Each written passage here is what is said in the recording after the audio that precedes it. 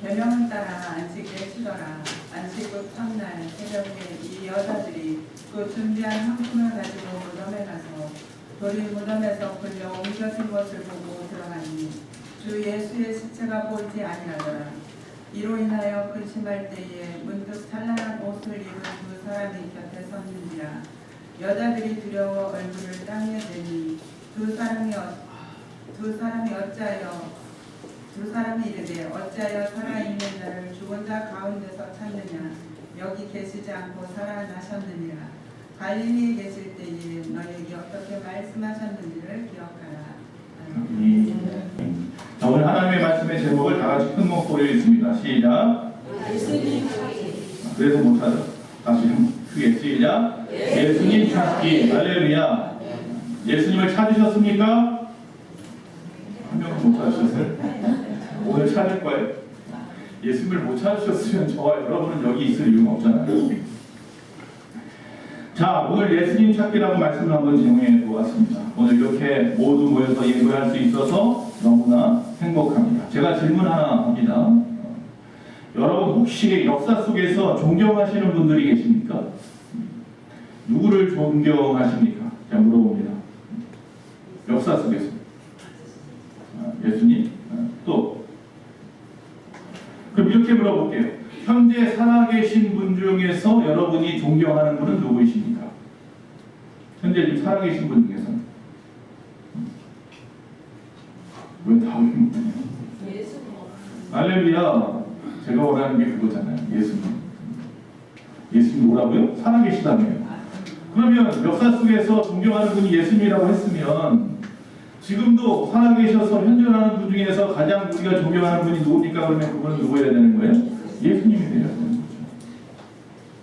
할렐루야. 예수님은 십자가에서 죽으셨지만 장사한 지 사흘 만에 다시 살아나셨기 때문입니다. 그럼 살아나셨다고 했으니까, 예수님이 살아나셨다고 했으니까 그 부활하셨다고 하신 그 예수님은 지금 어디 계십니까? 어디 계세요? 예? 예. 물론 하늘 보좌 우편에 계시기도 하지만 여기 계시다라고 말씀을 하셨어요. 자, 어디 가면 그러면 예수님을 만날 수 있습니까? 어디 가면 예수님을 만날 수 있어요? 살아계신 예수님이 우리와 함께 한다고 하니까 도대체 어디 가면 예수님을 만날 수 있습니까? 교회 가면 꼭 교회만 나와야 예수님을 만날 수 있습니까? 뭐 알고 있는 것 같은데 네, 좀 주원보네. 자, 오늘 본문에 보면요. 자, 예수님이 십자가에 죽으셨습니다. 그리고 그 당시 공의원 중에서 예수님을 따랐던, 몰래 따랐던 아리마대 요셉이라는 사람이 자신이 죽으면 묻히려고 했던 묘지가 있어요. 동굴 묘지가. 그걸 예수님에게 내어드렸습니다. 예수님이 그 옷에 장례되셨고 안식이었죠. 문제는 뭐냐면 그 앞에 큰 돌을 갖다가 굴려서 막아 놓았어요. 그리고 예수님이 다시 살아난다는 소문이 횡행하니 그 돌을 지켜라. 그래서 돌문 앞에 경비하는 경비병들도 세워놨단 말이죠.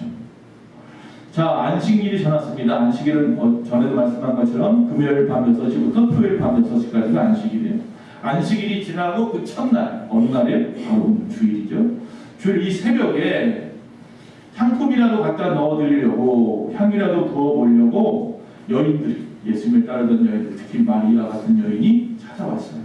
걱정하면서 왔죠. 돌은 누가 굴렸지? 우리 들어갈 수 있을까? 뭐 이런 생각하며 갔는데 아무도 없고 돌은 굴려져 있었죠. 그리고 그곳에 들어가 보니까 아무도 없어요. 천사가 나타나서 이야기합니다. 오늘 본문 말씀에 그대로 있습니다. 5절에 어찌하여 살아있는 자를 죽은 자 가운데서 찾느냐. 어찌하여 살아있는 자를 죽은 자 가운데서 찾느냐. 다시 천사가 말합니다. 6절에 여기 계시지 않고 뭐 하셨느니라? 살아나셨느니라. 할렐루야. 사람이 깜짝 놀랐습니다. 정말 살아나셨어? 그렇다면 지금 예수님은 어디 있는 거야? 그들이 걱정하는 소리를 이미 그 마음속에 그 말은 하지 않지만 웅성웅성하고 마음속에 가지고 있는 그 마음을 알고 천사가 또 계속해서 이야기합니다. 갈릴리에 계실 때 너희에게 어떻게 말씀하셨는지를 기억하라. 할렐루야. 예수님의 주 무대가 어디였어요? 갈릴리였죠. 예수님이 살아가셨던 나사렛도 갈릴리 바닷가 근처였고 그곳에서 많은 기적과 이사와 말씀을 전했죠. 그 갈릴리에서 너희에게 예수님이 말씀하셨던 것을 기억한다면 예수님이 어디 있는지 찾을 수 있다라고 말씀하고 있는 거죠. 힌트를 주신 거예요. 즉, 예수님이 말씀하신 것을 기억하는 사람이라면, 예수님을 따라다니면서 예수님의 말씀을 들었던 사람이라면 예수님이 어디에 계시겠다고 하신 말씀을 찾아낼 수 있다는 거예요. 그런데 사실 쉽지 않아요. 왜? 예수님은요, 십자가에 죽으시기 전에 3번이나 당신이 죽으실 것과 살아날 것에 대해서 말씀해 주었어요. 근데 그 말씀을 정말 귀등으로도 안 들었어요. 제자들도. 그런 일은 없습니다. 가만 놔두지 않겠느냐. 내가 그걸 가만히 보고 있겠습니까? 베드로부터 다들 그렇게 의기양양해서 그렇게 이야기했지, 그걸 정말로 마음에 새긴 사람은 없었어요. 항옥합을 깨뜨려서 예수님의 발을 씻어드렸던 마리아 외에는 없었을 거예요. 이처럼 쉽지 않아요. 주님이 지금 어디 계실까? 예전에 예수님이 하신 말씀들을 기억한다는 것이 쉽지 않아요. 그런데 우리에게는 놀라운 말씀, 즉 성경 66권을 주셨어요. 할렐루야. 즉 기억하는 것은 쉽지 않는데 찾아보는 것은 쉽단 말이죠. 그러니까 2000년에 예수님을 따라다니던 사람들보다 사실은 2000년 후에 하나님의 말씀 앞에 있는 우리가 더 하나님을 믿기가 더 좋아요. 더 쉽단 말이에요. 그런데 안 믿어요. 자, 갈릴리에서 하신 말씀을 기억하라 라고 했을 때 그 사람들은 무슨 말씀인지 어리둥절했을 수도 있지만, 우리는 그 말씀을 듣는다면 사복음서를 펼쳐놓기만 하면 돼요. 마태복음부터 요한복음에서 갈릴리에서 예수님이 무슨 말씀을 했는가 하나하나 찾아보다 보면 예수님이 어디 계시겠다고 하는 그 증거, 힌트를 찾을 수 있는 거예요. 너무 좋잖아요. 이처럼 더 유리한 상황 속에서 예수님을 믿는데, 더 좋은 환경에서, 상황 속에서 예수 믿는데, 지금 저 중국 땅이나 저 중동 땅이나 정말 오지에 있는 사람들이나 예수님을 모른단 말이에요. 믿고 싶어도 믿을 수 없단 말이에요. 믿는데 목숨 걸고 믿는단 말이에요. 여기 있는데 여러분, 여기 교회 나오는데 나오지 말라고 정말 여러분 발목 붙잡고 그런 가정이 얼마나 있었을까요? 여러분이 밤을 새고 놀고 먹고 하느라고 아침에 일어나지 못해서 눈 비비지 못해서 못 나오면 못 나왔지. 자, 오늘 살아계신 예수님은 바로 성경에 말씀하신 그곳에서 우리를 기다리고 계시는데 한번 찾아보자. 어디에서 무슨 말씀을 하셨나? 첫 번째, 두세 사람이 그분의 이름으로 모인 곳에 나도 거기 있을 것이다. 알겠습니다. 한번 읽어볼까요? 마태복음 18장 19절에서 20절. 너희 중에 두 사람이 땅에서 합심하여 무엇이든지 구하면 하늘에 계신 내 아버지께서 그들을 위하여 이루게 하시리라. 두세 사람이 내 이름으로 모인 곳에는 나도 그들 중에 있느니라. 예수님이 부활하신 다음에 마리아와 그 여인들 앞에 보였지만, 그러지 아니하고 그 후에 또 보면 베드로가 와서 동물 속에서 예수님을 갖다 발견하지 못하고 찾았죠. 그리고 난 다음에 예수님이 먼저 어디로 나타나십니까? 제자들이 모여있는 곳에 나타나요. 처음에는 도마가 빠진 나머지 11제자가 12제자 중에서 가룟유다는 가살했고, 나머지 11명 남은 중에 도마가 빠진 10명 있는 곳에 나타나셨고, 그들이 예수님 부활했다고 말하니까 도마가 어떡합니까? 의심하잖아요. 말도 안 된다. 내가 그 손에 못 받은 걸 내가 보았고, 창에 옆구리가 찔려서 물과 피가 다 흘러내려서 죽는 걸 봤는데, 아는데 직접 보지는 못했죠. 도망갔으니까. 아는데 내가 그것을 보지 않으면, 그 자국을 보지 않으면 못 믿겠다. 예수님 그곳에 다시 나타나셔서, 도마도 있는데 나타나셔서 그 못자국을 다 보여주시잖아요. 그리고 뭐라고 말씀했어요? 본고로 믿느냐, 보지 않고 믿는 자가 더 복되다. 그리고 예수님께서 어디에서 다시 만납니까? 이 말씀이 예수님의 제자들 만나기 전에 엠마오로 하는 두 제자를 먼저 만났어요. 이 두 제자는 12제자 중에 속한 제자는 아니고요. 그 제자들이 걸어가는 낙심하고 자기 고향으로 가고 있는데, 갑자기 어떤 한 나무네가 옆에 붙어가지고 같이 걸어가면서 예수님에 대한 이야기를 하는 거예요. 갈 때는 몰랐어요. 다 도착할 때쯤 되니까 그가 누군지 알겠는 거예요. 예수님인 걸 알았죠. 자기 집으로 모셨지만 그곳에서 있다가 없어지셨어요. 사라지셨어요. 그리고 이제 제자들에게 나타난 거죠. 그리고 난 다음에 갈릴리 바닷가에 나타나시죠. 다시 어부 일을 하고 있는 제자들에게 나타나시죠. 그리고 바닷가에 앉아서 미리 조반을 갖다 준비해놓고 밤새도록 낚시질했던, 그물질했던 그 제자들에게 먹을 것을 준비하고 계시죠. 그때 베드로에게 유명한 말씀을 하셨죠. 내가 나를 사랑하느냐? 3번이나 물어보시죠. 충분하죠. 그러면 내 양을 먹이고 치고 먹여라. 그리고 40일이 지난 후에 많은 사람이 바라보는 앞에서, 제자들이 바라보는 앞에서 약 500명이라고도 하는데 그 많은 사람들 앞에서 후련히 하늘로 올라가셨죠. 다시 오나 약속하셨죠. 그들이 마가다라 땅에서 열심히 기도할 때에, 그리고 나서 오순절날 뭐가 돼? 마가다라 땅에 성령이 강림하시죠. 그리고 초대교회가 세워지고 2000년이 지난 지금 이 한국 땅에도 할렐루야 우리 교회가 세워져 있습니다. 두세 사람이 그분의 이름으로 모인 곳에 예수님이 먼저 알아서 찾아오신답니다. 중요한 것은 그분의 이름으로 모인 곳이라고 했습니다. 예수의 이름으로 모인 곳이에요.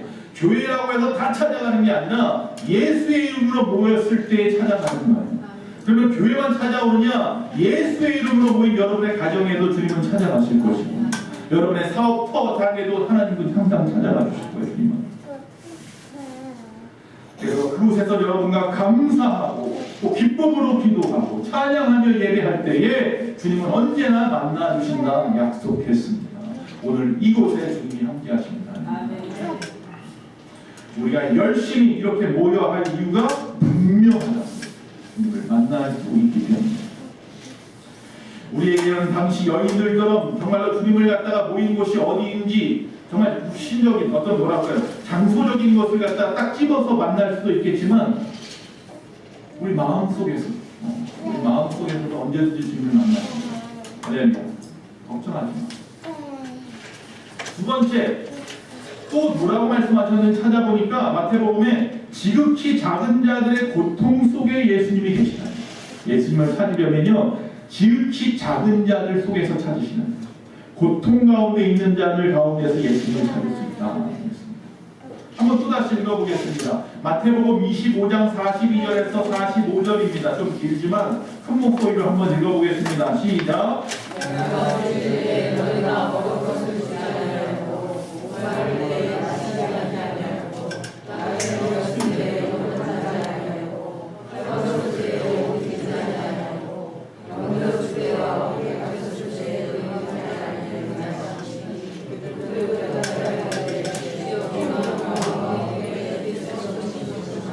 목마르신 것이나 나그네 되신 것이나 헐벗으신 것이나 병드신 것이나 목에 갇히신 것을 보고 공양하지 아니하더이까. 이에 임금이 대답하여 이르되 내가 진실로 너희에게 이르노니 이 지극히 작은 자 하나에게 하지 아니한 것이 곧 내게 하지 아니한 것이니라. 할렐루야. 우리가 미처 그분이 계신 것을 눈치채지 못한 곳이 어디인지 알려주시는 거예요. 우리가 설마라고 하는 그곳에 주님이 계시더라고요. 설마 그곳에 예수님이 계실까? 그 더럽고 누추한 곳에, 그 어두운 곳에, 그 음침한 곳에 주님이 계실까? 하던 그곳에 주님이 계실까? 지금 저 우크라이나 전쟁터에 주님이 계시지 않을까요? 저 이스라엘의 전쟁터에 주님이 계시지 않을까요? 우리 주변에 있는 속박촌이나 우리 주변에 홀로 있는 분들과 주님은 계시지 않을까요? 그들 가운데? 오늘 주님은 외면한 작은 자, 우리가 외면하고 있는 작은 자들, 그들의 고통 가운데 계시다고 이야기하고 있습니다. 너희 앞에 굶주려 쓰러져 있는 그들과 내가 함께하고 있다. 아파서 위로받길 바라고 몸부림치고 있는 그들과 내가 함께하고 있다. 너희들이 외면한 더럽다 하여 눈 돌린 그들과 내가 함께하고 있다. 예수님을 만나고 싶으시다면 다시 그곳으로 눈을 돌려야 하는 것입니다. 그들을 돕는 일이 주님을 만나는 가장 좋은 방법 중에 하나입니다. 우리 교회도 마찬가지. 주변을 돌아보아야 합니다. 자, 세 번째, 또 주님은 어느 곳에 있다고 말씀하셨나 다시 한번 찾아보니까 그분의 뜻을 따르는 당신 곁에 예수님께서 계시다라고 말합니다. 그분의 뜻을 따르는 자들과 함께 하십니다. 마태복음 28장 19절에서 20절 다시 한번 큰 목소리 읽습니다. 시작. 그러므로 너희는 가서 모든 민족을 제자로 삼아 아버지와 아들과 성령의 이름으로 세례를 베풀고 내가 너희에게 분부한 모든 것을 가르쳐 지키게 하라. 볼지어다 내가 세상 끝날까지 너희와 항상 함께 할렐루야. 볼지어다 내가 세상 끝날까지, 주님 다시 오실 그날까지 너희와 내가 뭐하냐고 항상 함께 있겠다.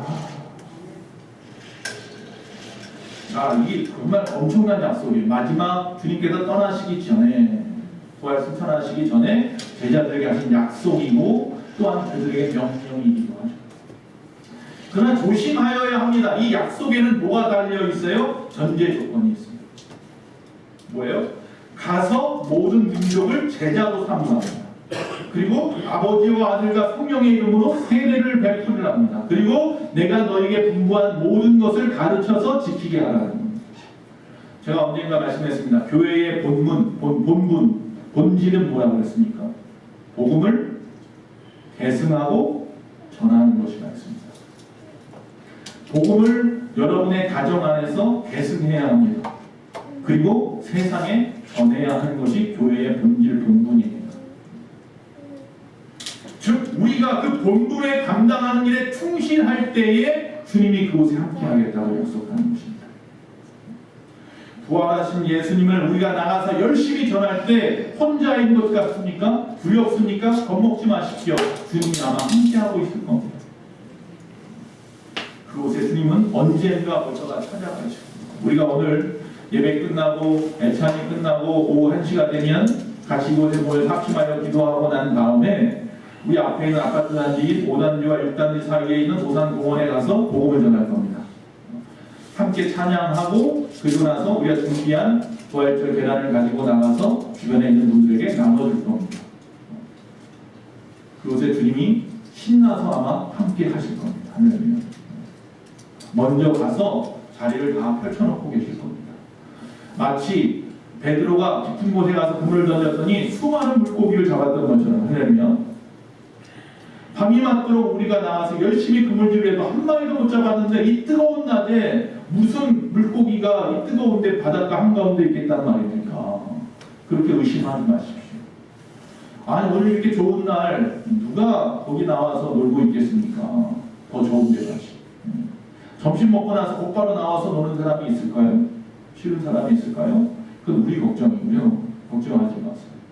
한 10명에게 복음을 전해도 그가 천하보다 귀한 거예요. 주님이 알아서 하실 일이고 우리는 그 명령에 따라 나아가면 됩니다. 즉 우리가 찾으려 하지 않아도 2000년 전 그때처럼 예수님이 알아서 먼저 와 찾아주실 것입니다. 걱정하지 마십시오. 예수님이 부활하시고 마리아와 여자들에게 찾아오셨고, 예수님이 부활하시고 엠마us 제자에게 찾아가셨고, 예수님이 부활하시고 마가다락방에 있는 시리아에 빠져있는 그들에게 찾아가셨고, 할렐루야. 갈릴리에 있는 그들에게 찾아가셨고, 부활 승천하실 때 수많은 사람 앞에 나타나셔서 그들에게 보여주시고, 그리고 그들에게 명령하시고 말씀하시고 부탁하시고 만민에게 복음을 전파하라고, 그리고 승천하셨고, 그리고 오순절날 마가다락방에 성령으로 우리 가운데 임하셔서 할렐루야. 이제는 교회가 성령이 우리 가운데, 다른 교회에서 성령이 우리 가운데 임하셨고, 주님은 늘 우리와 함께하기 바랍니다. 우리가 찾으려 할 필요 없습니다. 우리는 그저 그분의 뜻을 따라 살아가기만 하면 됩니다. 어렵지 않습니다.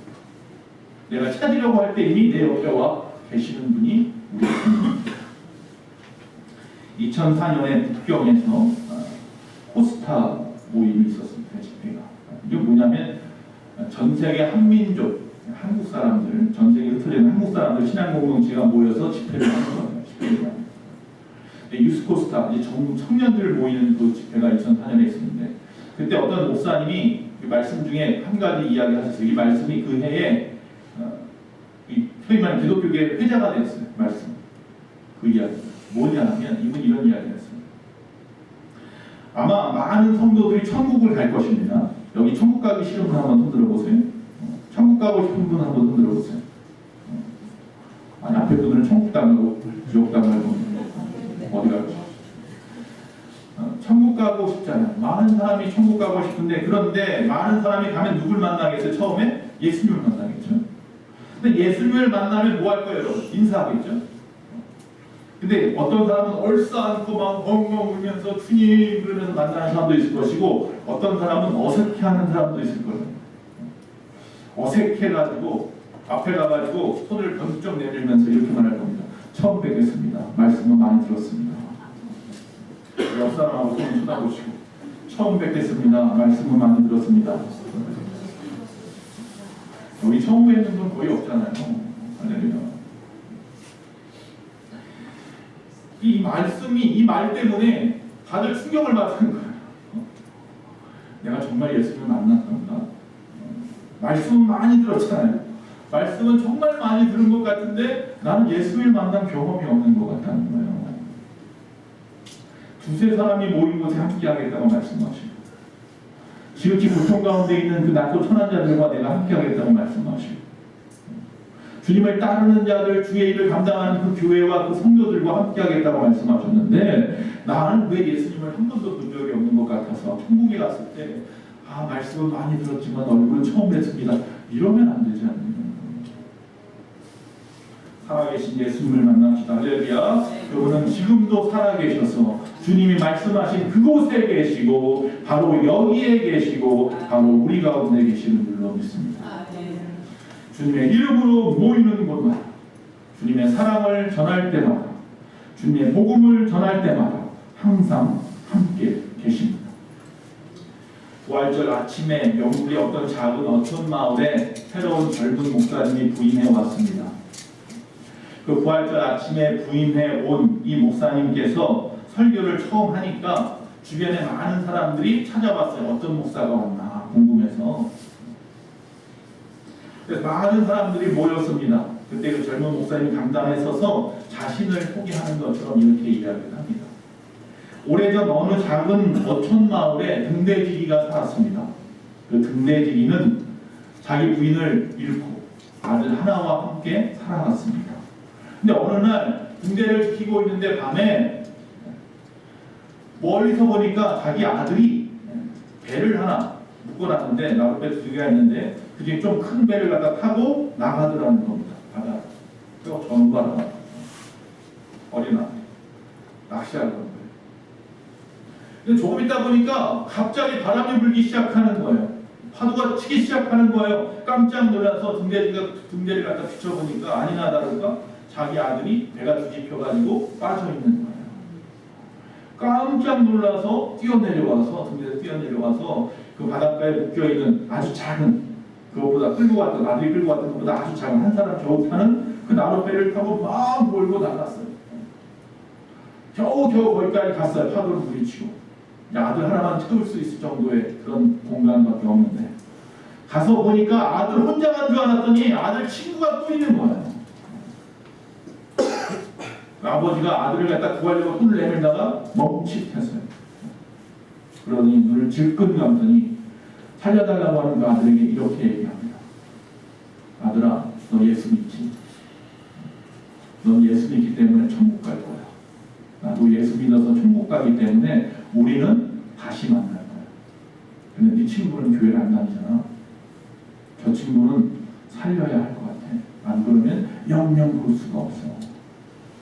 그 아들이 죽어가면서 뭐라고 말하니까 물을 먹어 헉헉거리면서 알았어요. 내 친구부터 구해주세요. 눈물을 흘리면서 그 아버지가 그 친구를 갖다 먼저 태우고 바닷가로 나왔어요. 그리고 친구를 갖다 겨우 살려놓고 다시 뛰어 들어갔지만 이미 늦었어요. 그 아들은 천국에 갔어요. 자, 그 이야기를 하니까 주변의 사람들이 웅성웅성거리고 앞에 있는 아이들이 막 웃어요. 말도 안 돼. 괜히 흉내낸 얘기할 거야. 그때였습니다. 그때 그 아이들 뒤에 한 100발 노인이 일어나더니 목사님의 말씀은 전부 진짜입니다. 이야기합니다.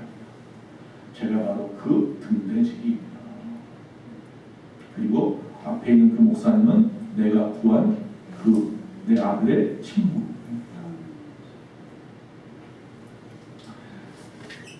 이와 비슷한 사건을 저는 경험했잖아요.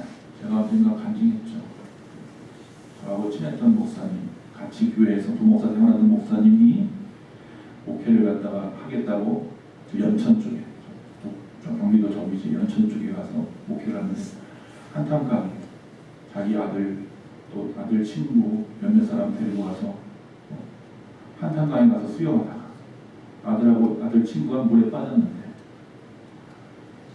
가가지고 열심히 가가지고 먼저 아들보다 아들 친구가 문제가 되면 큰일 날 것 같아서 예수 제대로 믿지도 않은 가족에서 데려오는데 걔를 먼저 구하고 나서 다시 갔는데 이미 죽었죠.